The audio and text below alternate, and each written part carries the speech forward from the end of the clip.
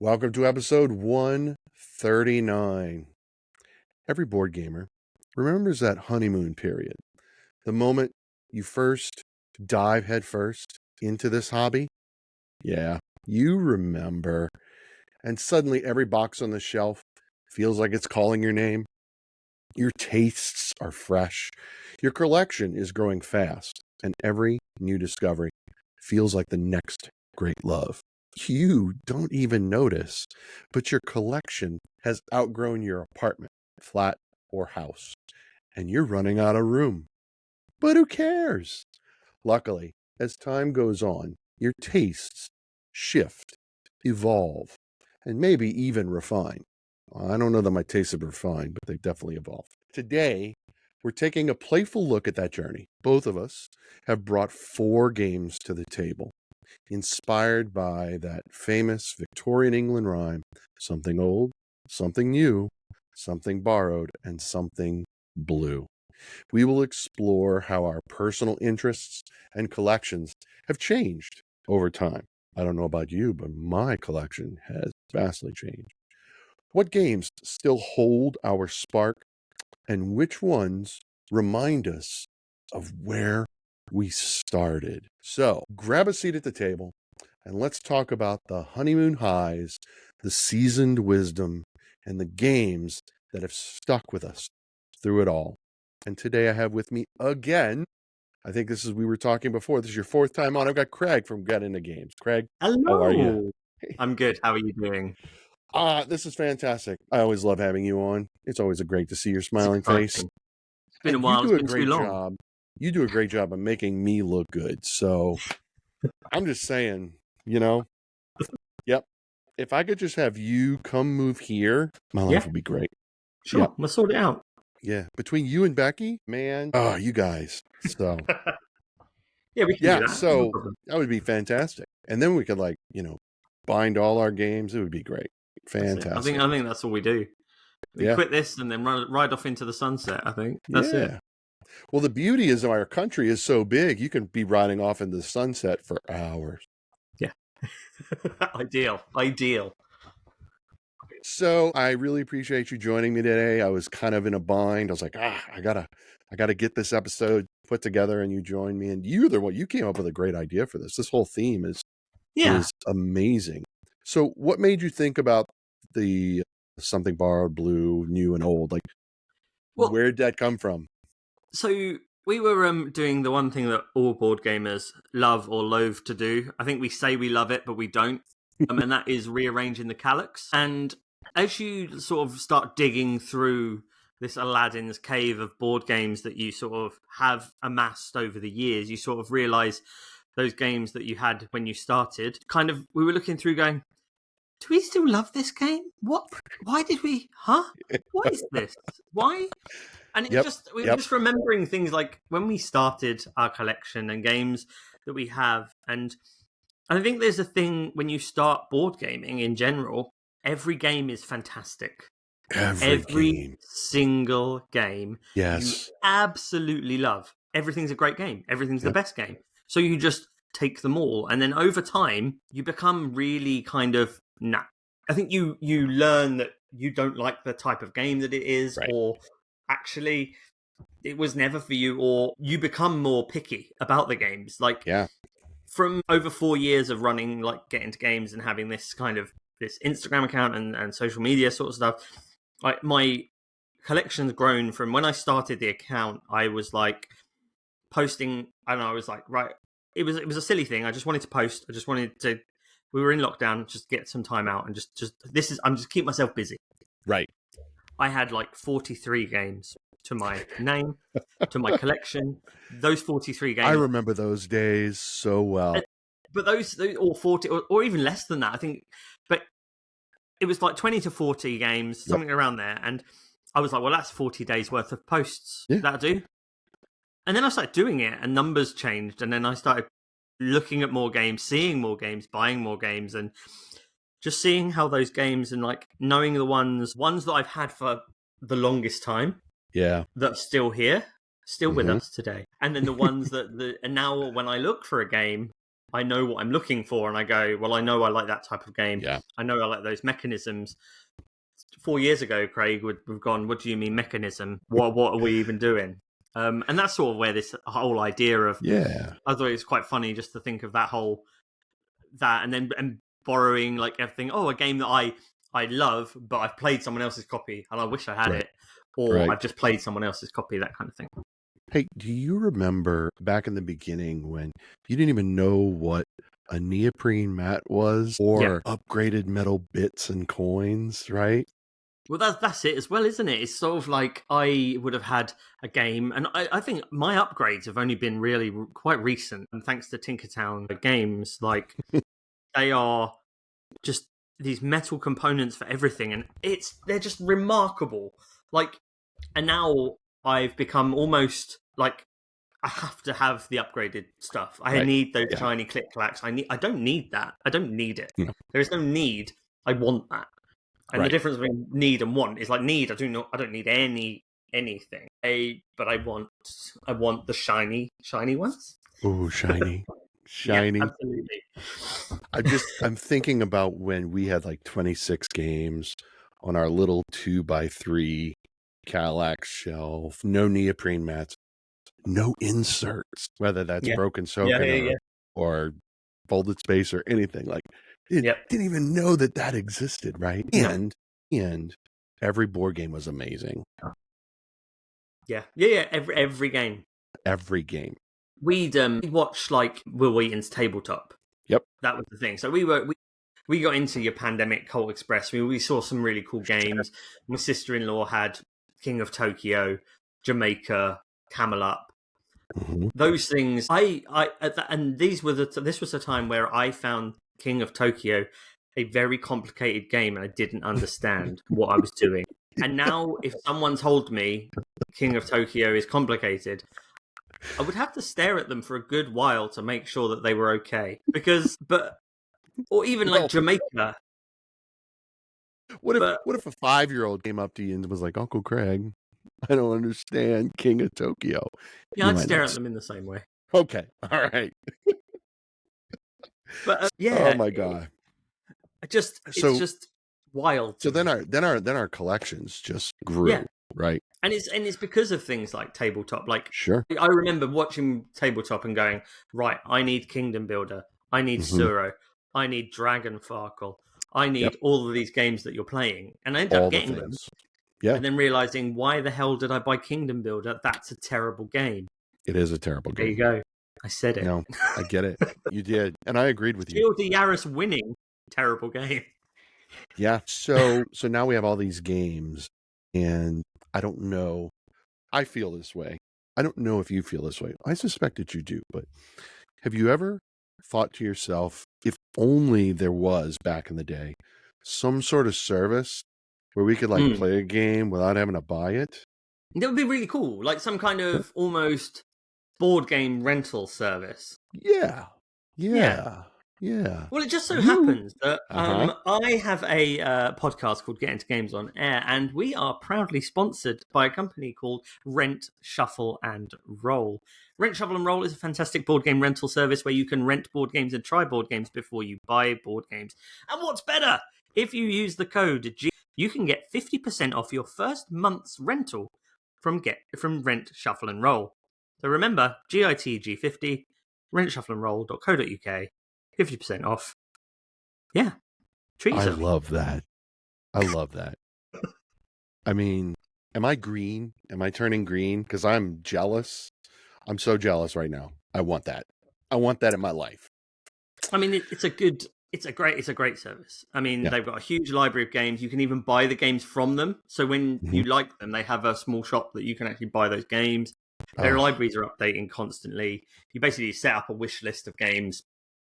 It's just a great way to be able to actually save room and not have over 600 games on a Calyx that are just looking at you going, please play me, really wanting to be the next game chosen. So that's why I wear headphones when I record. That way I don't hear them yelling at me. Oh, yeah, the voices, yeah. So you need to tell the Rent, Shuffle, and Roll people that if they want to expand to America and they want to sponsor this podcast, I'm in. Yeah, absolutely. You've got UK listeners. Why not? I do. I've got a ton There of you go. UK listeners. Yeah, exactly. Surprisingly enough, you guys love Spotify more than YouTube, at least for my podcast. I think when podcasts come across, I think personally, I just prefer listening to. I will always listen to on Spotify and then I'll watch them just so I can see a beautiful face occasionally. I mean, you don't want to see this face though. Yeah. So why don't we begin? We want to begin with what? Something old. Yes. And you've chosen a title. This game is still in your collection, yes. So tell us a little about your choice for something old. So this isn't the oldest game, but it was one of the first ones that I sort of really fell in love with after getting into a few more of the modern games. And I remember watching I was watching Watch It Played, and I like to watch It Played just to kind of see what games are like, rather than, I know the idea is not to use, because it's not a review thing, but I like that kind of impartialness to see if I like a game. Absolutely. And I just fell in love with the art and the design of this game. I also, when I was early in my board gaming, getting into games, that'd be good to have sometime. I also was part of a craft beer subscription service that doesn't exist anymore, sadly. It was called Beer Boards. I was really into craft ales and beers and that kind of thing, and that's why this game, Taverns of Tiefenthal, spoke to me, because of the whole bar, the German bar kind of experience thing, and absolutely fell in love with it, to a point where it was my number one game for the longest time. Wow. It was my favourite board game. I loved it. I loved the deck building nature of it. I loved the kind of push your luck randomness of it. I love the dice placement, using those dice, selecting dice from different people. And it's one that just will always stick in the collection because I just absolutely loved it. Over time, I think my enjoyment has waned, which is why it's something old. It will always stay, and it will always I will always come back to it. But I also, for me, there are better avenues. But that's because my taste in mechanics and gamer words has changed somewhat. Yeah, absolutely. Because it's still technically worker placement, you're placing dice placement, that kind of thing, all the same thing, just different gamer words. But I just loved it, and that would be my something old. I would always treasure it. It was always my favorite game. I love the fact that I now have the expansion to it, which opens the upstairs and the wine and all of that. It's just it spoke to me from a thematic level, and I really loved mechanically. I like how it played, and that will always be a game to me for up there somewhere. Behind me. It's somewhere lovely shelves for you people on YouTube. What I find interesting about your choice of this game, when I approached you to join this podcast for this episode, I was thinking that you and I would share games that you and I have influenced each other to play, rent, or purchase, although I'm not renting them. This is one of them. We bought this game based on your recommendation. This is one of the earliest games I bought because Craig said I needed it.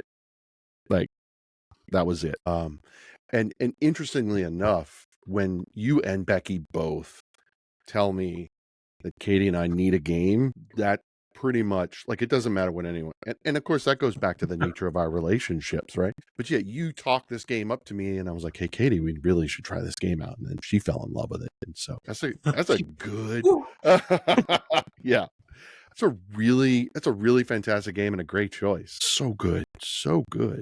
And I don't know that it's that old, but from the perspective of your collection, it's old, right? That's So I think I got it when I started my Instagram account. So I would say I've had it for about 3 or 4 years. Sure. But then modern gaming isn't old per se, is it? I mean, other than Catan, you can say 30 years. 30 years ago. I think the golden age of board gaming is probably where we're sitting right now. Yeah. But then again, we are talking about the modern hobby. Board gaming goes back to ancient Egypt and Mesopotamia. So, I love that. So my choice for something old is very similar to yours in that the game itself is not very old, but it's kind of at the beginning of our collection. I wrestled with this one. because there's like 4 games that are still in my collection that were in my collection when Katie and I started this whole journey. This was like, which one do I choose? I chose this one because it's one you haven't heard me talk about in a while, but that we've been committed to for a long time. And as you all know, is my favorite board game ever. And that is Obsession by Kayenta Games and our great friend Bill Halligan. Yeah, I haven't talked about Obsession in so long. I had to bring it up. It is the thing about Obsession is before we purchased Obsession, Star Wars Imperial Assault was my absolute favorite game and was my favorite game for about 2.5 years. Loved the experience. It got Katie and I into painting miniatures. I'm going to teach it to a colleague and his kids next weekend. They're going to come over and I'm going to show them that because they love Star Wars. I'm like, all right, cool, But Obsession overthrew Imperial Assault and remains my favorite game. It's like, how do you, of all the board games, you have 600, I've got like over 300. That's 900 games right there. What's your favorite game of all time? It's Obsession. Absolutely. Hands down. And it's not because it's the best game ever. It's not because it's got, these just earth-shattering new mechanics that's never been done before. It does what it does, and it does it well. And I'm all about the experience. As you know, my favorite time that I've ever played Obsession was with you and Becky, sitting on the patio of a French manor house in the English countryside, playing a board game about building an estate in the English countryside. I can't top that. I genuinely, with Obsession, I genuinely think, like, mechanically, I really like everything about it. I love the whole what you're doing and how you're like setting up your turn. Yeah. The way you're planning it and programming what you're doing and getting those tiles and then getting enough people to flip them. I think it's so well thought out. Like, it's just a stunning game. I genuinely think I love it. I think Becky might have mentioned it a few months ago when she was on last. Yeah. That was the last time we played Obsession, and that still is the last time we played Obsession. It's just one of the things, like an experience like that, you can't top it. So it's like the only way, and maybe that's what we do next time you come to the UK. We go to Audley End in Cambridgeshire, because Audley End is the actual house on the cover. That's on the cover of the box. Yeah. Yeah. That's the only way we could maybe top it, but it has to be with you. Yes. So. Yes. Yeah. No, I get that. It's difficult to talk about. I actually have a hard time talking about Obsession because I've said everything. I'm not going to say anything new. I really like this game because it's a perfect marriage. And this has come up a lot in recent episodes. It's a perfect marriage of mechanics and theme. And if you don't embrace the theme, and you don't have to like Obsession, my feelings won't be hurt. If the theme doesn't sink to you, it doesn't sink to you. But if you don't embrace the theme, then I could see you being disinterested. Yeah, I mean, you're just laying tiles and playing cards. I get it. But there's a story that unfolds. I introduced it to our friend Kristen Mott and her husband at Origins. We taught it to them and a few other people. Played it at 5 players. So that was pretty interesting. And Kristen's husband, Phil, he's like, I could see why you like this game, because there's a drama that unfolds, right? Like at one point, one of the players, they played the tile, had the event, they played their cards for the guests that were at the event. And I looked over at Phil, I think he was playing the Cavendish house or whatever, right? And I was playing the Howards. And I was like, can you believe what's going on at the Asquith house? Can you believe they had an American heiress come over for tea in their gazebo or whatever it was? I just love really diving into that. And if you don't, then Obsession could potentially fall flat. I like the characters, the new expansion, but I don't know that it adds as much as Dan was hoping initially. Because, yes, it's true, you can hire the constable to get rid of the negative guests that are in your deck, but the cost is kind of great, you know, Yeah. because you basically like that's your turn essentially, and it's like, do I really want to There's do ways that or to just mitigate that anyway. Like you can there get rid are. of that sort of stuff. So You've got the lady of the house, that is her ability. What I do like is the asymmetrical family members that you can play with. Like that, I think really adds some tremendous value to the game, right? yeah. And that's kind of neat. But yeah, I mean, I don't really know what else to say about Obsession, but I felt like I hadn't talked about it in a while. It still remains my favorite game. It's still in my collection. It's a perfect one for something old because it's not any of the other three. Yeah, it is like, and also surprisingly, that's a game. Was it 2018? Was it Eight. released? I seem to think that, like, but it had its boom period Mm-hmm. about 3 years ago. I'd Yep. say is when it was like everywhere, and that's Gangbusters, yeah. so it sort of went. It took 3 or 4 years before everyone was like, "You need this." I don't know what happened. Like, what happened from 2018 to 2022 that in that gap that no one was playing it, and then suddenly everyone was playing it. Did it have a review on something? I don't know what it was. I don't know. I can only have suspicions because again, it's a perfect blend of Jane Austen novels and the TV show / movies Downton Abbey. So you get the elements of both of those. What surprises me is why it's not more popular outside of the modern gaming hobby, like Botany or any game by Dux Somnium. They unapologetic about the fact that they market their games, Botany, LaFleur, Artistry, and now they've got Endearment on Kickstarter to non-hobbyists, right? Like they're just like, this is what we're doing. And they're taking the world by storm with their games. And I feel like Obsession just fits right into that mold, but I don't know. And I don't know why there was a delay. Like you said, right? It came out in 2018, but it wasn't until like 21 or 22 and it just blew up. But it's worthy mentioning, and I haven't mentioned it in a while. The Obsession is real, guys. The Obsession is real. And if you can ever get to England and go to a country manor, do it. Bring Obsession, play it. It's amazing. So that's something old. What do you have for something new? Something new. So every week is something new, right? Every week is something new. I mean, I've got new games in my like. I've had new games delivered, but they're not as new as this new. Kickstarter delivery. The week I came back from Hollybobs, so a couple of weeks ago, I received my copy of Everdell Silverfrost. And it may possibly be better than the original. Now, like you said about Obsession, Everdell is my favourite board game of all time. It is. And granted, it's either everyone's popular opinion that it's great, or it's everyone's unpopular popular opinion that it's rubbish. I've noticed. Because everyone will post and say, unpopular opinion here, this game's rubbish. And it's like, well, everyone says that. So that's now a popular opinion. Anyway, not the point. Everdell's great and it's cozy and I love it. It may be not mechanically the best game, maybe not the most taxing of games until you add some expansions, whatever. Right. It's beautiful and you put it out and it takes you to a happy place and you just build a little civilization of critters. You don't mess around too much unless you send the fool in somewhere just for fun. So that's great. And I think a lot of people's favourite way to play Everdell is Everdell with Spirecrest on the bottom.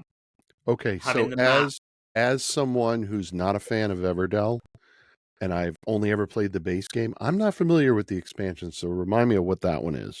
So Spirecrest sits on the bottom of the map, and it uses you have big critters that you can use, and you get the little seat saddle that you can plug your critters on, and they can go to special locations. Okay. You have a hiker rabbit that is walking through, and you're trying to collect these maps as you go, which you then have to save those resources to get extra points. But also, as you're going through the seasons, there are weather cards. And what the weather cards do is they make it harder to buy things. They might mean you have to pay extra resources to take stuff from the market.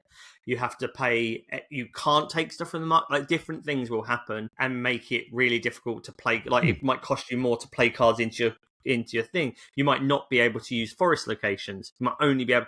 So it tightens up the board and it makes it really like more strategic. What Silverfrost is essentially part of the Edge of the Map series, which is like Farshore was before it, and Farshore is fine. It's absolutely fine.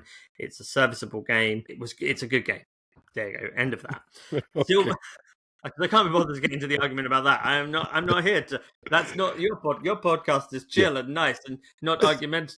If you want the other side, come to the other one and we'll deal with that stuff.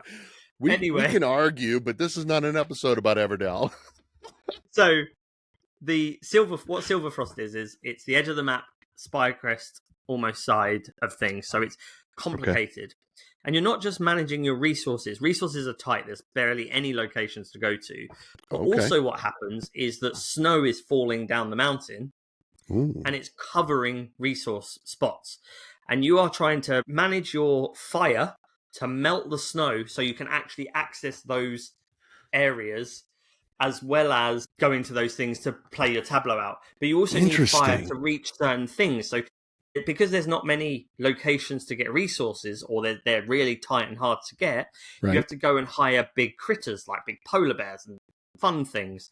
So you have to go up the mountain. The big wood cardboard monument in this is a giant mountain, which I will say is a pain to put together, more so than the tree, maybe more so than the tree, I don't know. Wow. But once it's set up, it's beautiful. The wooden version, much better than the cardboard version. That cardboard version is going to break in seconds. So the wooden version. But it does come with a flat version that you can... Anyway, not the point. Okay. Those big critters are how you get more stuff, but you need fire to go and visit them because you're walking up a snowy mountain. So you need warmth and the fire. It's brilliant. It's absolutely brilliant. It's so tight. You're really trying to. So it's got the essence of Everdell baked in this little cake. In the middle is Everdell goodness, but on the outside is this beautifully complex buttercream that is delicious to chow down on and give you those cozy tummy feelings when you've finished all of that good Everdell pie cake. Wow. All that good tummy. Oh, wow. Yeah. Warm, fuzzy feelings in the tum-tum. Warm, fuzzy feelings. That's amazing. Oh, that's great. That sounds amazing. That does sound like a good game. I feel like I could get behind that. So is there... I was thinking about... terraforming Mars, right? We are collectively terraforming Mars, but we're competing companies trying to do it the best. Yes. Is it similar that way where there's this threat of snow and we are collectively trying to push the snow back, but we're trying to do it better? Or I mean, to an extent, yes. Like, so we're trying to build our own 15-card tableau. Okay. Like a la Everdell all the time. Okay. However, the snow is falling, and if you clear the snow, you're obviously going to clear the snow, go there, and you're also clearing the snow for your opponents as well to go to those spaces. Okay. So you are kind of cooperatively working there, but there's also benefit to clearing the snow, because if you clear the snow at the end of the game, you're getting a point. So depending on what side of the tile you use, you're getting points for the amount of snow that you've cleared. Okay. And then if you've cleared the most snow, you get more points. There's two sides to this board. There's one board that's like, you get 1 point per snow that you've cleared. If you've cleared the most, you get an extra 5 points. Okay. Then there's a really mean side to the board. That is, if you've cleared the most snow, you get 12 points. That's it. Okay. I don't know how that's mean, but yeah. Because you don't get the extra. Because even if I clear 10 and you clear 11, you're going to get 16 points. I'm going to get 10. Nothing. However, you're going to get 10. You're going to get 12 points. I'm going to get none. So you are fighting to try and Okay. Yeah. Angry snow. So is it an avalanche, or is it an avalanche coming down the mountain, or what? It seems like an avalanche, but it's just like little bits of snow here and there. Different seasons produce more snow. It's just colder up that mountain as it's rolling down into the meadow and over your for all of our friends who have the entire collection, the collector's box, the big giant box, they have dove completely on the deep end of the Everdell world, right? Yes. And they have all the things. What is the one thing that you're like? I mean, I realize you said why you like Silverfrost. Silverfrost. Yeah. But what is the one thing for someone who's already got Everdell right? Because you sold me on Silverfrost just listening to you. I'm like, Yeah. maybe we need that, right? But for someone who's got all the Everdell, what's Yep. the one thing that just makes Silverfrost pop? I think that potentially, and I don't know this until I've delved into it more than the 3 plays I've already played it in a week. Okay. Maybe that is the definitive edition of Everdell you need. Because Okay. I don't think... It's trying to think what Everdell, the base, big, old, complete collection gives you, the experience that it gives you. Silverfrost gives you a huge experience of most of Everdell in one Right. normal-sized box.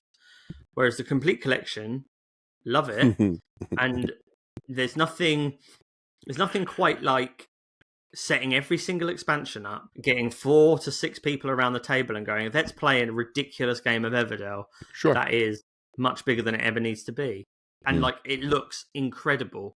But the grand scheme of things, the game, I'd almost say that Silverfrost gives you everything you need. Wow. Okay.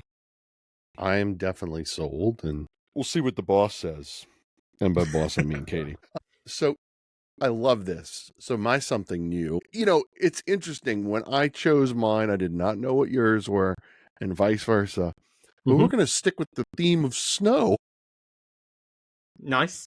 Good. And when I say new, I got it 2 days ago and have only played it. Well, I played it twice this morning, and that is Star Wars: The Battle of Hoth. God, it's Holy good. cow! Oh my god, it's so good. So it was my one. It was my one missed opportunity at Gen Con this year. Saw it, watched people play it, demoing it. I was like, I know it, I want it, I love it. Let's do it. 2-player just really sings to me, and and so it's perfect because Katie and I love 2-player games. Yeah, I was not prepared for just how magical an experience playing this game was. And there's nothing to it. I mean, it's essentially, as I understand it, a reskin of Memoir 44 by Days of Wonder, and Days of Wonder put it out. But it's so good.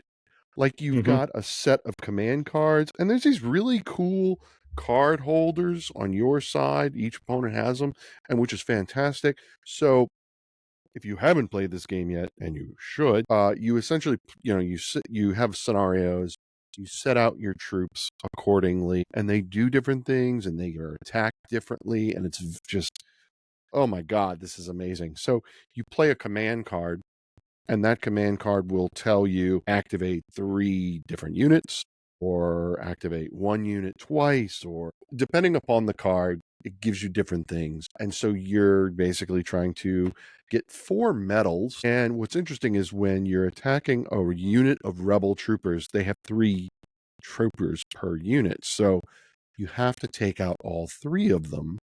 And you do that by rolling the dice. And on one side of the dice is like a little trooper, so that kills a trooper. There's like a vehicle gear, so if it's a vehicle, that's a hit. If you're fighting troopers, that's a miss. There's the red X, which is just a miss. There's like a yellow blast symbol, which hits. Doesn't matter what you're attacking, that hits. There's a retreat symbol. So it's very cool. And depending on how you roll, so you could, with one dude, with one snowtrooper, roll the dice, you could potentially take out a whole unit. But that last soldier, that last trooper you put in front of you, there's like medals on your side of the board, and it's great. And there's these beautiful hexes that are obstacles, and they impact how you play. So if you're on a ridge, opponents shooting at you, they reduce the dice. Yeah. And I will say, I got to activate my first AT-AT today, and the gunner for the AT-AT couldn't hit anything. Okay? Just, are those snow speeders coming my way? Pew, pew. I couldn't hit a snow speeder, but let me tell you what, snow troopers on the ground with their little hand blasters, they didn't care. They took everything out. But this big AT-AT, be like, I'm just walking around scaring you. Yeah, exactly. It's so good. It's so good. And the minis are fantastic. Like, the actual quality of the minis, Really well made. Really well made. Did they have the giant version at Gen Con? They did. Man. Yeah, the giant version. Wow. The giant version wouldn't fit on my table at home. So, but boy, I would love to have played that. That would have been really cool. What do you think it is? What do you think it is? Aside from the fact that we're both Star Wars fans, and maybe that's all it is. What is it about that game that's just so rich and so good? I think they've simplified it a bit from I've never played Memoir 44, but And neither have I. When I was doing the demo because I don't have Battle of Hoth yet, unfortunately. Oh, okay. But when I was playing it at UKGE in the secret Asmodee cupboard, they were explaining it, and they were explaining that it has some of the rules have been simplified and tweaked a little bit, and I think that might be it. It's accessible. It's very accessible, and I think anyone could. And like Ticket to Ride is a mass-produced game. Yep. You can find it in any shop now. Yep. Memoir 44. I don't think people would, if you put Memoir 44, so we have in the UK, we've got a toy shop called Smith's that has Ticket to Ride, Catan, all of the stuff, Carcassonne, your main three modern sell these things. I think Memoir 44 you put in there wouldn't sell because it's war themed, blah, blah, blah. Yep. You put that IP on it, you simplify it a bit to a mass production, you stick it on that shelf, it will fly out of any toy shop and it will be accessible to play for anyone. Yes. And I think that's what it is. I think you've had a really busy week this week. What's better than be able to go, right, you and your wife, you and Katie, we've had a hugely busy week. Let's sit down, play this. I don't even have to look at the rule book anymore. I can just sit down and play it. Yeah. I'm like that now and I think that's the beauty of these games is I love a game when I know the rules. I know the rules.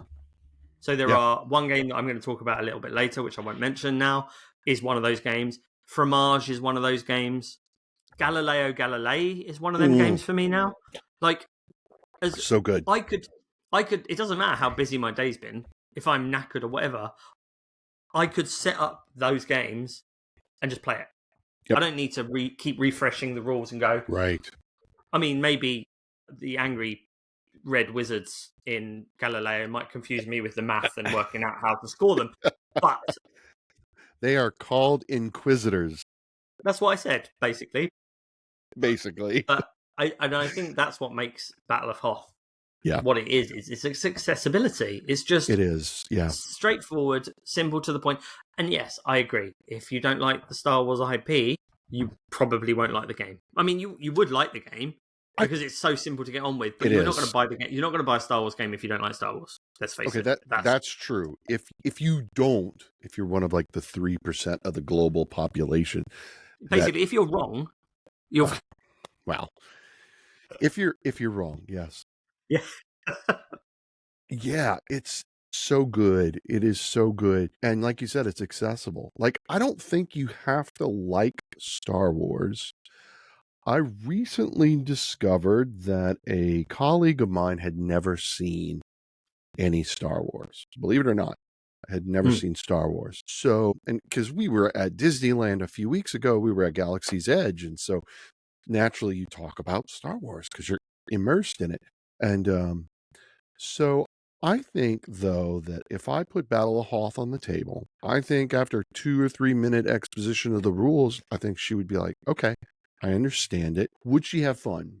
I would say yes. Maybe not as much fun as me because she's wrong. But no, I think I think that the IP enriches the experience. But man, guys. But I think there's that. I think the other thing there is if she bought it herself and tried to play it with someone, but when you buy it with, like, you were playing it, you're going to get invested naturally so much in the game that it kind of they'll get invested in it because it's how invested you are. So I mean, but it's a great game. It's just needs to be good in everyone's collection. Did you get the promo with the minis? Yeah, the shield generators and the ion cannon. Yep. Which I'll never get to play because I'm always the Empire. Okay, I'm just all right. The Galactic Empire is the official government of the galaxy. Palpatine may be evil, but it's legitimate government, and the Rebel Alliance are merely a bunch of terrorists, and they need to be taken out. Because think about all the innocent people who died on both Death Stars. You know, I know. No one ever thinks about them. No, not at all. Rude. Yep. So I'm sitting here and we're talking, and I realize that, and I want to thank you. You are wearing Becky's Mrs. Get Into Games t-shirt. She wore yours back in May. Absolutely. And it's taken a while. You were supposed to come on at the end of May, and then I got sick. And so I still have one more person I need to get on that was supposed to come on during that period. So yeah, and this episode is vastly different from what you and I were originally planning. So hot dog. So, I've been thinking though, you wear a lot of shirts, and there's a guy who makes fantastic board game shirts, right? Yeah. I mean, the and I think you want to tell me about it. Incredibly comfortable, economically sourced. Yeah. Like it's all very good. Like the eco-friendly. It's the most comfortable. It's really soft. It's really nice fabric. You wash after wash after wash. The design never fades, which is great. And ironically, also a sponsor of Get Into Games on Air. There's a company called Shirts and Merch. You can check them out on the interwebs on the Etsy store, and you'll be able to see a huge range of board game paraphernalia and themed t-shirts for game night. So go to Games Night in Style and visit Shirts and Merch at your next convenience. You got it. You got to check it out, guys. Something like that. That's great. I love it. I'm trying to get sponsors, so I'm trying to piggyback off of you and get your sponsors to sponsor me as well. Exactly. Well, don't mind me. I'm just going to have a sip of this Nidhogger mead. There you go. But if you use Get Into Games 10 on Nidhogger's website, you can get 10% off of your mead supplies as well. So cheers to that. There you are. Guys, check out Shirts and Merch. Matt sent me a t-shirt that says one has a board game obsession, and it's done in the style of Obsession. It's a fantastic. And then he sent me a tote bag it's a Nemesis tote bag. So if you've listened to the show before, that's one of my favorite games as well. It's got the noise token printed on there, and like the Queen's claw kind of grabbing onto it. It's really cool. It holds a lot of board games. I took it with me to Gen Con, walked the vendor hall all day on Sunday, and just from all the games that we purchased, I was like, man, this is it's sturdy. Shirts and Merch. Matt, if you want an American podcast to sponsor, I'm available. I'm sure we can sort something out. That's for sure. I love it. So let's move on to probably the most difficult category for me. I really struggled with this one, and that's something borrowed. Yeah. Do you have a game that's borrowed in your collection right now? So I've always, we kind of loosely working on this one. I've thought of borrowed more as I've played the game from someone else's collection that I've fallen in love with. I have two. One is an honourable mention, but the first one I played last night, and my God, I was blown away. It is Galactic Cruise. It is a big, beefy boy. We played a 4-player game, including the teach was probably about 5 hours. It is absolutely incredible. The everything, it just, I don't know. It's a great game. I think it's intimidating, but when when you have the handbook, which is a booklet that is the player aid kind of thing, but it's really well written. Like everything's really well done. Like if you're looking for something, you might be going, right, what can I do to make money? There's literally a section that says, what do I do to make money? And it will tell you all the actions to do that. What do I do if I need to do this? And it will tell you the actions. So it's really simple, but there's so many choices, almost in a way like Evolution has 22 actions you can take. You can take one of 22. When you know them, it's easy, but it's knowing what ones to do when. And it's just a really clever game that you are playing out these workers. You've only got a couple. It's really expensive to get the others. So you've got to work out how to do that and I really so you've got these 2 workers that you start with, but you can play these cogs to upgrade that you put between sort of 2 worker placement spaces. So you can then link your worker placement. So you place a worker, you can do where you've placed a worker, and then the one that's linked by the cog. But if there's someone else's cog there, you can use their cog to use it, but then you have to pay them money. Pay them. Yeah, we don't There's want to just pay your opponents. no, not at all. No. It's just really clever, and I love the building the rockets. I love the really silly things that it kind of reminded me of Superstore 3000 or Castles of Mad King Ludwig when you're building really silly buildings, but you're building a rocket ship to take tourists into space. Mm-hmm. Then when you're doing a space turn, you're using advertisements to do more actions. There's a lot to discover in the game, and I've only played it the one time, and I feel like I've not even scratched the surface of the game. I think it did get to about 11 o'clock, and my brain went, I think my bed is definitely louder than this game at the moment. So be prepared for a long sit down, plenty of coffee. But it's very good, and it is a game I'm looking at going, why has this game got so many expansions? You do not need these things. Maybe you do need these things. I don't know, but it doesn't seem like you need these things. So I told you, because you asked me that question before recording, and I was like, it really doesn't need expansions. However, I was reminded by my wife that so one of the expansions does something really impressive. When you talked about building the rockets, right? So you take the action to get the blueprints for the sections of the rocket, and then once you build them. So in the base game, the cabins where you put the guests, they line up right in the middle. In one of the expansions, they don't. So you have to build, because they either go left, right, or middle, and you have to have both linked up. Otherwise, there's no guest room.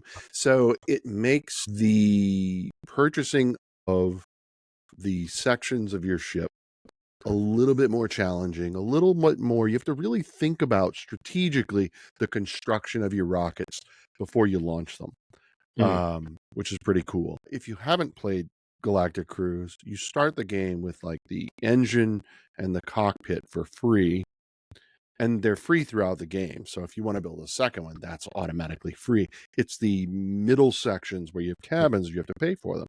So if you go to a convention and you see the guys from Kingston Key Games, they have enamel, or I think it's vinyl, not vinyl, acrylic, that's it. Lapel pins, and the cabin and the engine is free. But if you want, you can pay for the cabins so that you could build a rocket out of lapel pins to put on a beautiful banner in your game room. Yeah. So I thought that was really cool, that something in the game they pulled out of the game for merchandising, which was pretty neat. But that's really good. So that's a cool expansion. I don't remember which expansion that is at the moment. I think it's the accommodations expansion, which is pretty darn cool. Do you need it though? No, that game is like you said, it's solid. It's solid. It's a great experience.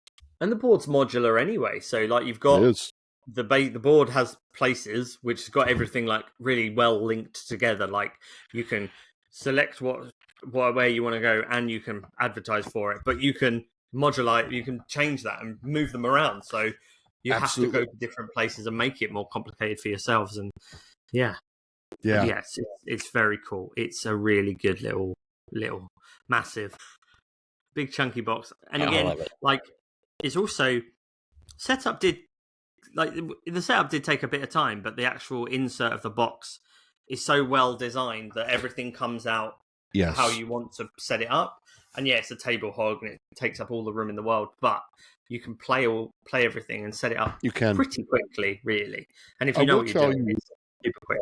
If you know what you're doing, it's one of those games where you learn it. I think it takes us, an hour and 45 minutes for 2 players from open the box to finish the game, which is, but again, with a teach and 4 players, 5 hours, that sounds about right. It is definitely a table hog.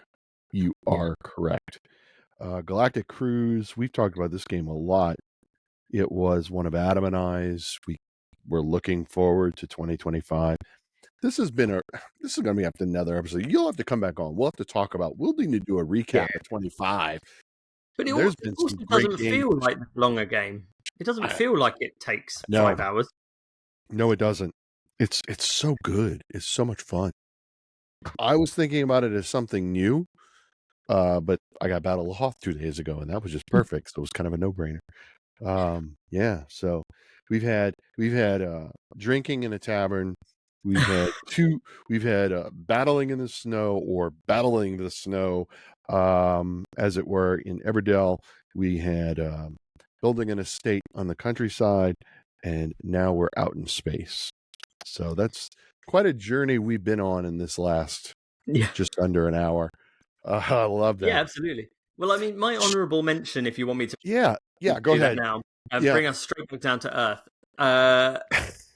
We MollyCon a few weeks ago, and then MollyCon Part 2. John, Trywin Games, and his lovely partner Rachel had a game there called Alpaca. Okay. And these board game meetups are about gaming with friends, and sometimes that's the most important thing. So it doesn't matter what you're playing. So basically, they had a game that, because they were weirdly, it's not weird. They were on an alpaca retreat. They were doing alpaca yoga, and alpaca skydiving. It's weird. I thought it was weird. But they were doing that, and that happened to be just down the road from my house. Anyway, not the point. I digress. They had a game called Alpaca with them. Alpaca. And they were like, "Oh, do you want to play this?" I was like, "Yeah, why not? What could it be? I don't know what it is. It looks a bit of silly fun." Knowing John's taste in games as well, like he's got a very similar taste in some of the games to myself. Some of those little card games as well, which he loves and makes. So I sat down and I explained the rules of this Alpaca game, and the way to describe this game is, it is Star Realms with alpacas. Tell me more. It is a full deck builder. Okay. You start off with puppies, and they have a cost. So you have, like Star Realms, you have a cost and an action, and you play a card, and you play it for the cost, you buy more alpacas, and all the alpacas are different. So in the box, you get loads of different ones, but you end up, I think it's something like 10 different ones that you can buy from, and you can change it around every game, so every game can be different. And the alpacas will all do different things, and you're building this deck, and you're playing cards to take these actions, and you're messing around with other people's alpacas, and then you're trying to place them behind these fences. You have to place a fence, you have to place an alpaca behind it, and this person who completes 4 fences essentially first ends the game. Then you score the points that your alpacas score. It's relatively quick.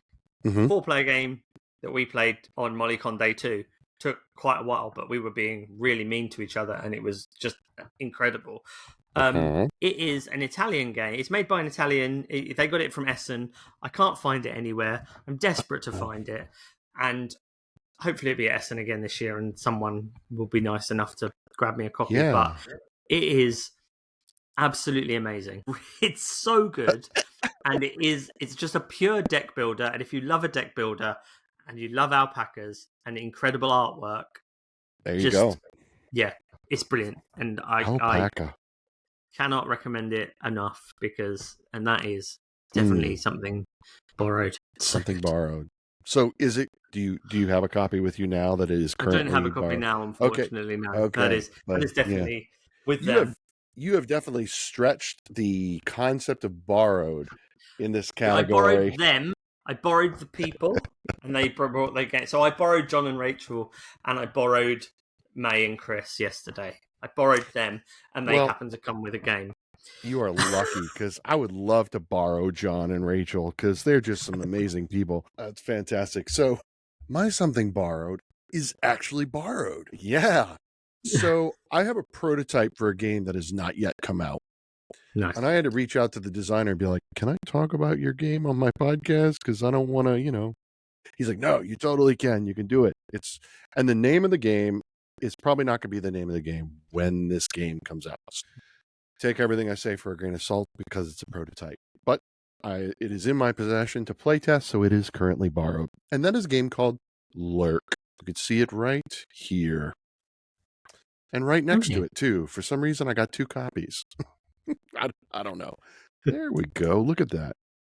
Lurk and Lurk. Lurk too. Because he had one prototype and decided that was not good. I think I should do this other one. And he wanted me to play test them both. So Lurk is a trick-taking card game designed by our good friend Nate Miller, who designed Stool Pigeon, one of our favorites on the podcast. And just like Stool Pigeon, Lurk although it will be called something else, will also be published by Barrel Aged Games. Caleb from Barrel Age has promised to come on the show and talk to me about it once everything's been finalized. This is, I don't know what to tell you. Do I tell you about the game or the experience when I finally met Nate at Gen Con and he taught me the game? Because both are great stories. So it was day 3, I think it was, of Gen Con, and we met up at the open gaming hall, and I sit down with Nate, and Nate was just so excited to meet in person, right? Because I was another one of his gaming friends that he had not met in person before, and he was just so excited. His excitement interfered with his explaining the game to me because it does something a little interesting. If you've played Trick Takers, great. I won't explain to you how to play Trick Takers if you haven't played them before. But there's this interesting phase at the beginning. So you deal out cards, a certain number of cards based on the number of players. There's technically 5 suits, but the 5th suit doesn't count as a suit, sorta. Yeah. Yes. Yeah, makes sense. Yeah. Sort of, right? Okay. So the reality is that instead, the Trump suit is determined by us collectively, whereas we place. Here's the challenge: is trying to explain this to you in the written word is much more difficult than explaining it to you now. So you place, you don't play. This was the first mistake, So you would place one of your cards from your hand in front of you. Let's say I have really high red cards, so I want red to be Trump. So I play one of my lower reds, I don't play it, I place it in front of me. You then take a card from your hand, and we go around. And we do that 3 times, so that each of us have 3 cards face up in front of us that are in our hand. So I know 3 cards that are in your hand, and you know 3 cards in mine and our opponents, right? It's the black cards, which is the snake that lurks, right? Hunting the frogs. That's the theme of the game. I probably should have told you that ahead of time. Your frog's trying to evade the lurking snake. So just like a trick-taking game, you lead, you play a blue card. I have to follow suit if I have it. If I don't, I could play one of the black cards. And what that means is I don't win the trick. You win the trick, but I get to lead the next trick because I played the lurking snake card. Cool. Now, if you play a blue card and Nate plays a black snake 4 and I play a black snake 6, because my 6 is greater than his 4, you'll still win the trick because we didn't follow suit, but I'll get the lead because I had the higher of them. Unfortunately, it means that I can play the 3 cards in front of me, right? And I may need to. But at the end of the game, when you're done, you should have 1 card in front of you, face up, and then you should have the tricks that you won. The goal is to win a number of tricks that equals the numbered card in front of you. So if I have a red 3 in front of me and I won 3 tricks, each trick is 1 point, but then I get 5 points because I have the 3 in front of me. It's like my prediction card. It's my bid. Cool. It's a really interesting mechanic. So he's exhausted because he's been teaching stool pigeon all day. He's super excited to hang out with me, and he's trying to explain this, and I'm like, okay, what just happened?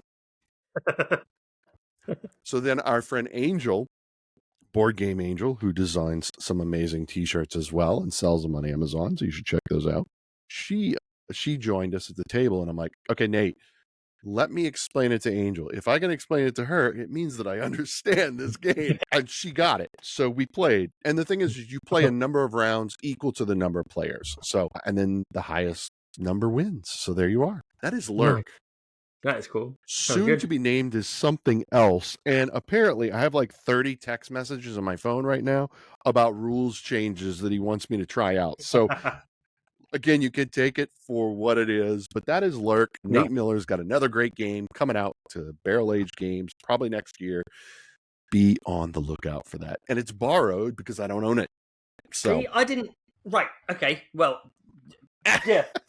Fine. Here we go. I can do that. Sorry, this is something special for the YouTube audience. So, is that borrowed? It's definitely borrowed.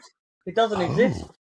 It doesn't. This is a prototype for distilled cocktails that I Oh, have in my grubby little mitts.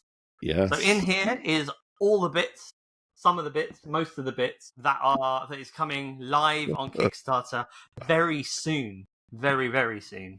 Very soon. In So do you have to 11 give days that? time. So you have to give that prototype back to them? I have to send this back. Okay, so it is borrowed. Yes. So it is borrowed. This is not doesn't belong to me. In 11 days, there will be an episode of Get Into Games on Air with Dave Beck himself. What? And Richard, who are Richard Woods, the designer, the two designers of Distilled Cocktails. We'll be chatting all the things and all the juicy Kickstarter gossip of what that game comes with, and some special stuff. So here's my question to you then, because you know I love Distilled. In fact, Distilled, I think, is a game that I influenced you. Yes, right? you did. So 100%. I love Distilled. I own Distilled. It was the first game of 2025 that we played in our collection this year. We're currently at 81% of our collection has been played this year. So we're trugging along. Do I need distilled cocktails? Do I want distilled cocktails? Yeah. And how much did David pay you to say that? I don't know how much I can say. There's not a lot you could say, but that's what I wanted to ask you. What I would say is that you have expansions that you add to games, and then you go, I no longer know how to play this game. Yep. There's too many things. Yes. Then you have expansions that you put in seamlessly and think, yeah, so this is the game, right? This is it. And it's the latter. So the Tuscany expansion for viticulture, I will never play without it. Would you say cocktails is the similar thing? You got to get cocktails and you'll never play distilled without it? Yeah. Yeah. Okay. There's reasons as well. I'm keeping, that's why I'm asking you yes and no questions. You know what's going to happen? This podcast can stop and then I can tell you. Ha! Oh, there. No, I can't. I sworn to some kind of secrecy. But yeah, it's very exciting. And I would highly recommend you. It's the 16th, I believe, is the launch, I think. Okay. Maybe. 16th. Guys, check that out. But in 11 days, there will be a podcast. That is a fun announcement. I love it. And totally unexpected. I was not expecting that. That's cool. We still have one more category to go. We do. Great. What's blue in your collection? What's blue in my collection? The blue in my collection will be the game that I, at the beginning of the year, I thought was really going to be the big game of the year, the game that I played the most this year, and it probably is going to end up being that. And that is a lovely little game called Rebirth. Rebirth, I have waxed lyrical about for a long time about how good Rebirth really is. I played it with Board Game Review UK at one of the meetups in February, the one for Becky's birthday. Fell in love with it. I was like, Becky will love this game as well. And she does love that game as well. Yes, absolutely. It's just Becky talked about it, I believe, on the podcast that she was on. It's just the two sides of the board, Ireland and Scotland. Ireland's a bit more complicated and a bit more like cutthroat, whereas Scotland is more just area control and majority and that kind of thing. It's just so easy to get to the table, so straightforward, but so like it's area control that works really well at 2-player as well. I find that the way it cuts off parts of the board, it's always working really well. It is better. Yes, it's better with 4 people. It's better than with 3 or 4. It's better full game, but it's really clever how it works mechanically. Yes. It's Reiner Knizia, so you know it's smooth. It's a beautiful game. So my favorite story about Rebirth is that in May of this year, I turned 50, and I had been listening to you and Becky talk about Rebirth on every episode of your podcast. And you would message me constantly going, you need this game. You have to buy this game. Does your local game store, Titan Games, have a copy? You should buy it. By the way, Titan is going to be opening a 3rd location in a nearby town of Decatur next weekend. Yeah. They did a soft opening this weekend where they did a little bit, so that's pretty cool. But I either got a phone call from the owner of the game store or you messaged me. I don't remember what it was, but I was told that I had to go over to Titan and pick up a copy of Rebirth because you and Becky had bought it for me for my birthday. You didn't even give me a chance. You were like, nope, done. Yeah. And we've played that game quite a lot this summer. That game did not disappoint at all. It scales really well at 2 players. I think we played it once at 4, and it was really good too. Yeah, I get it. The Rebirth is real. Yeah, it's just again, it goes down to accessibility. Yes. And if you've finished work and you want to sit down, you want to play a game, you want to unwind, but you don't want to be sitting there for 3 hours wondering what's happening, then you've got something. Yeah. No, I get that. I get it. I love that it uses the compressed wood.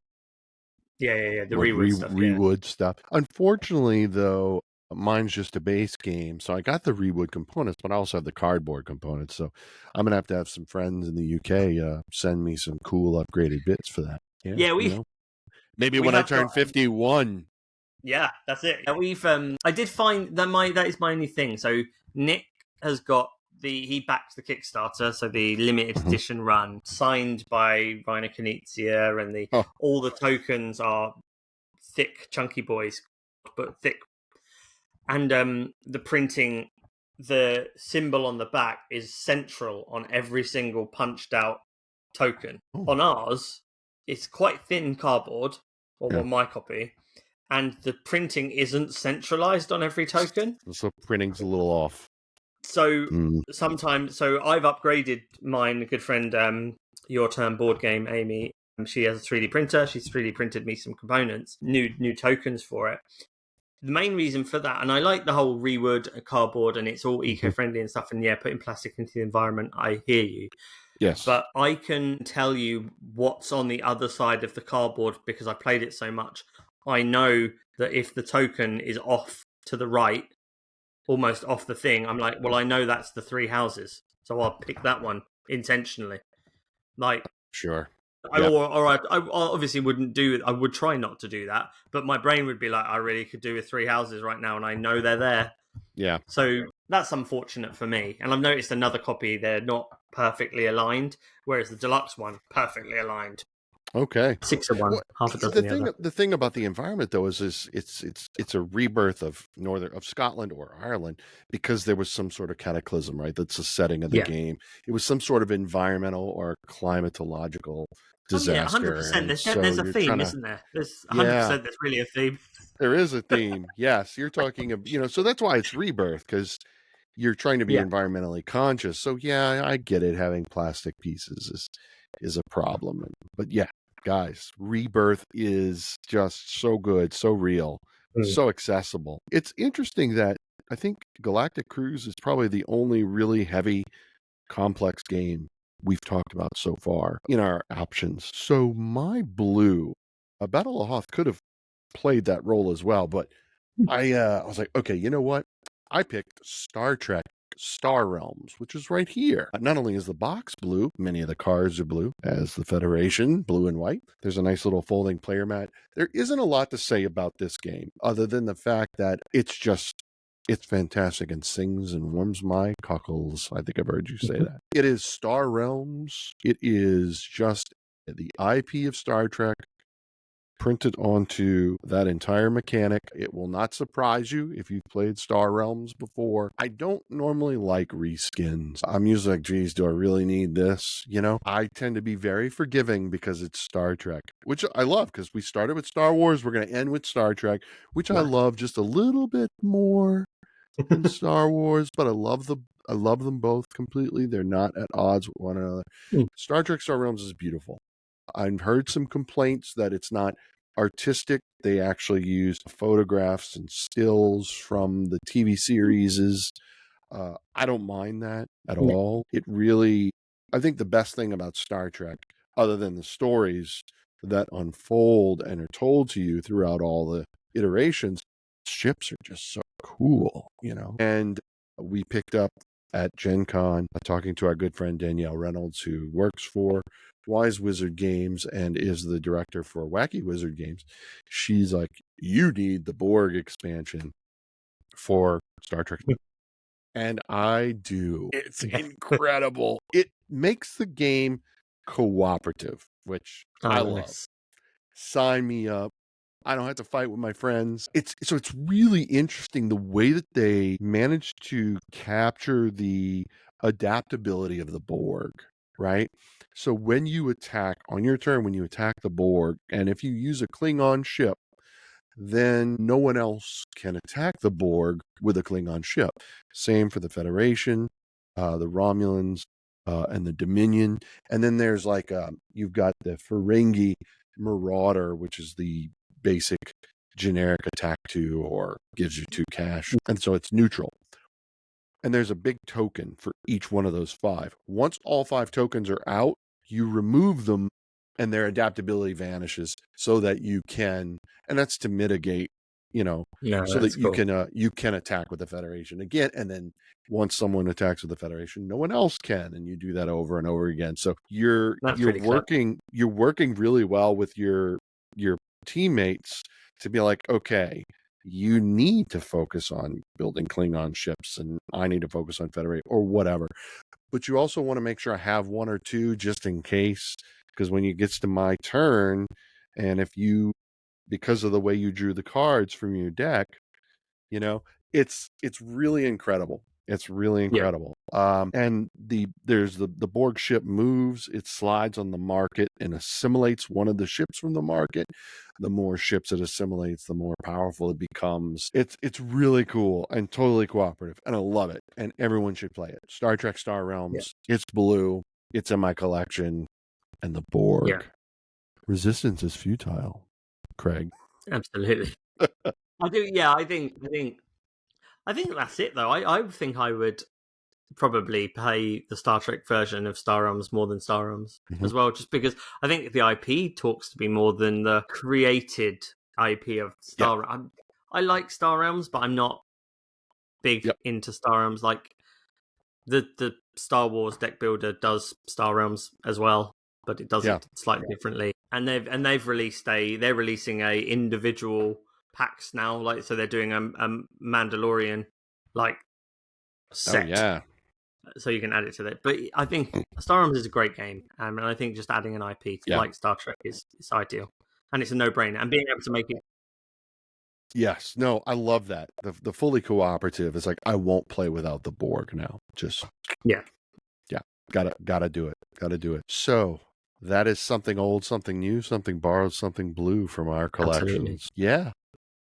Yep. I'm not sure. I don't have a lot else. What else do you have, Craig? What else do I have? You have 600 other games in your collection. I have too many other games. Although again, I see some duplicates, because Heat's right above my head. Heat's just above your shoulder. So I'm like, okay, well, that knocks one game out. So Kelp. You have Kelp. I've recently just had Kelp delivered. Well, that's a great exciting game. Mm-hmm. Yeah, that's a good one too. It's a good one. And Star Wars Super Teams, brand new Star Wars racing game, which is a family weight racing game that they decided that using Star Wars IP and not doing pod racing, but instead racing a Death Star around the track makes more sense. As Death Stars are wont to do, right?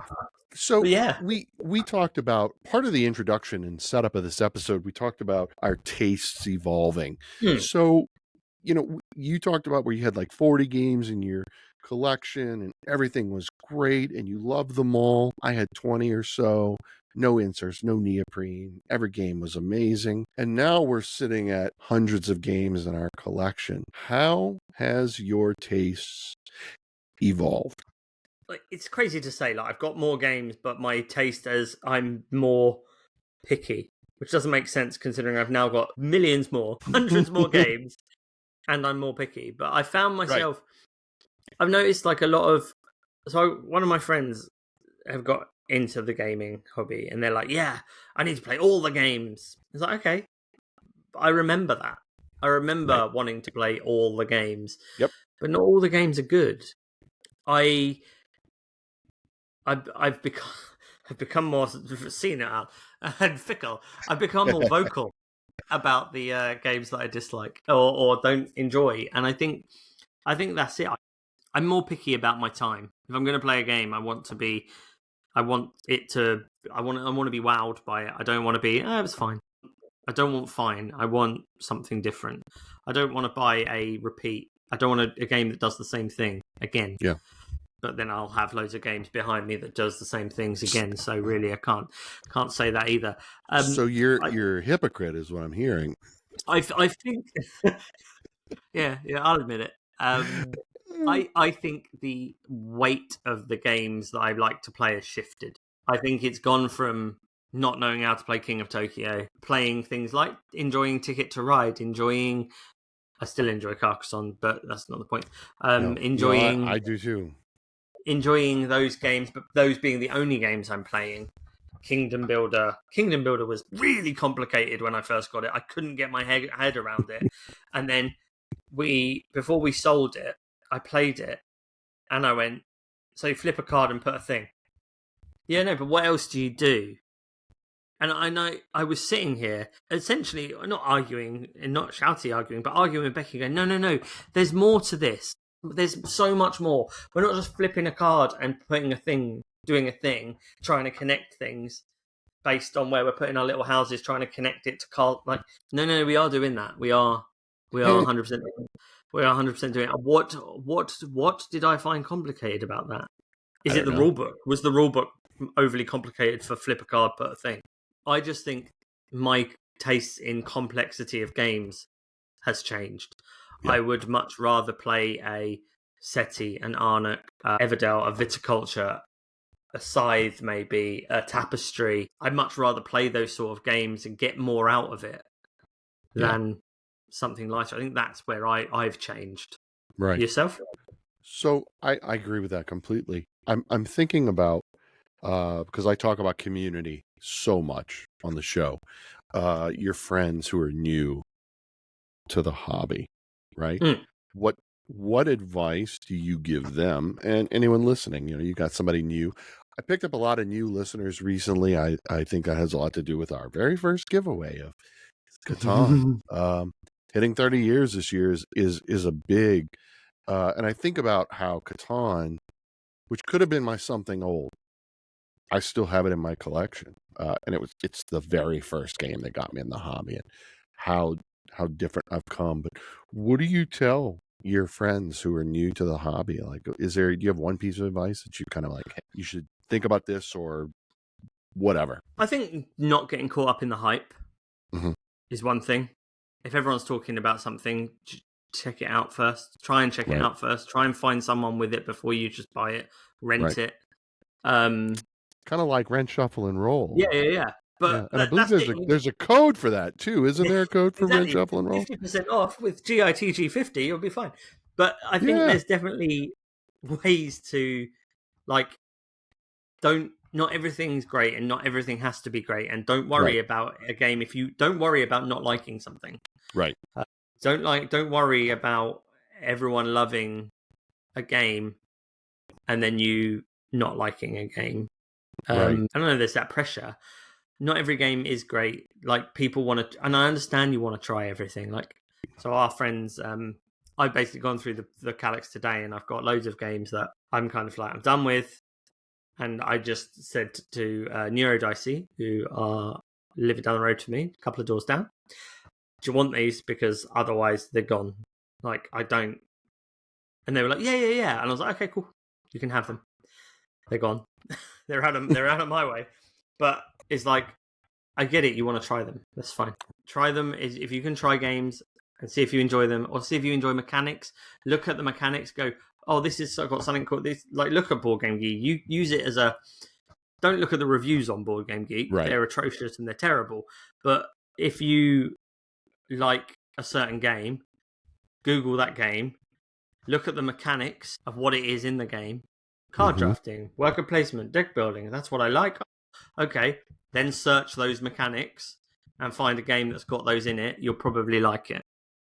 Yeah, that's good advice. I think that's probably the most important thing that I struggle with people new to the hobby is, and not just people who are new to the hobby, people who've been in the hobby for a while and they decided they want to be content creators. I think it's because I think the same advice is still true. You don't have to keep up with everyone, right? You can do things at your own pace, whether it's buying one board game a year or putting out one piece of content a week, whatever that is, your own pace. It shouldn't be dictated by others. This is why I love the fact that Rent, Shuffle, and Roll is one of your sponsors. I wish something like that existed here in the States, because naturally, everyone talks about Galactic Cruise. I want to try that and see what it's like, because you and I talk about this all the time. You get a lot of hype on a game, then you go and buy it, and you're like, what just happened? But and the flip side of that is as well is the massive disappointment. Like, so as an example is like everywhere you look, you will see Flamecraft, or you will see Critter Kitchen, and you will see this fantastically blinged out, stunning components, plastic minis, metal coins, blah, blah, blah, blah, blah, blah. And you'll see all these posts and you'll go, I must own that game. Google it. I'm buying it. I'm buying Flamecraft because it looks beautiful. I buy Flamecraft. Right. Comes to my door. The retail edition comes to my door, not the deluxe edition. Right. You need to make sure you know what you're looking at, because unfortunately, not all content creators, which is a fault of us or myself or whatever, I will always try and say, this is the deluxe edition. I'm not perfect. No one is.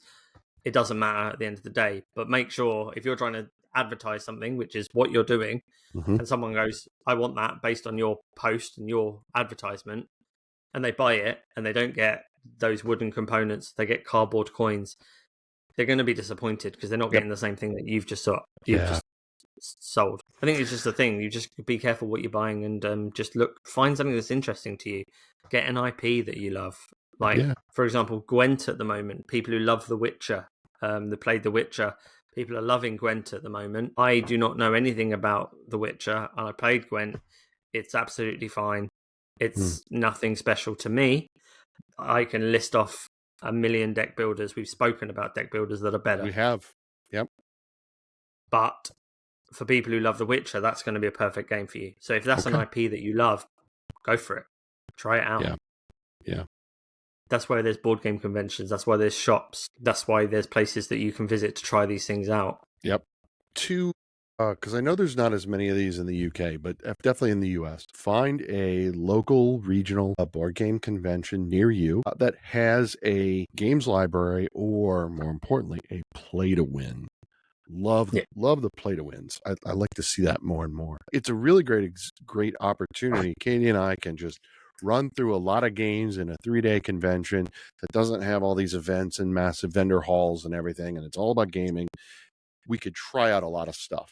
And then, now we know we don't need Gwent because it didn't sing to us because we don't know The Witcher or whatever it is. And you might win a free copy of the game. That's I'm excited for that too.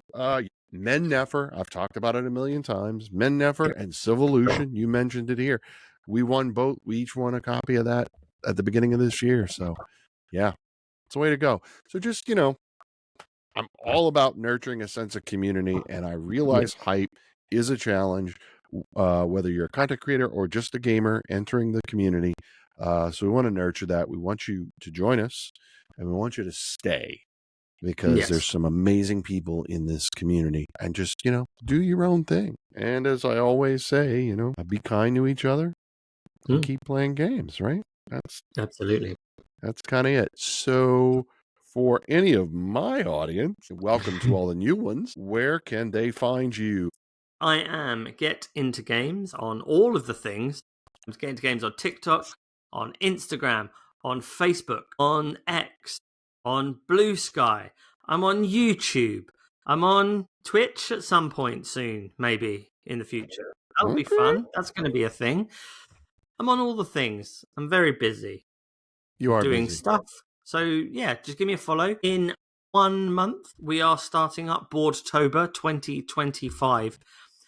So it has never been a better time to follow Get Into Games on social media. The word list is already out for Boardtober. So if you don't know what Boardtober is a month-long celebration of October that culminates on the 31st of October, Halloween, otherwise known as my birthday. Basically, it's a word list of 31 holiday, words. guys. That's the real holiday.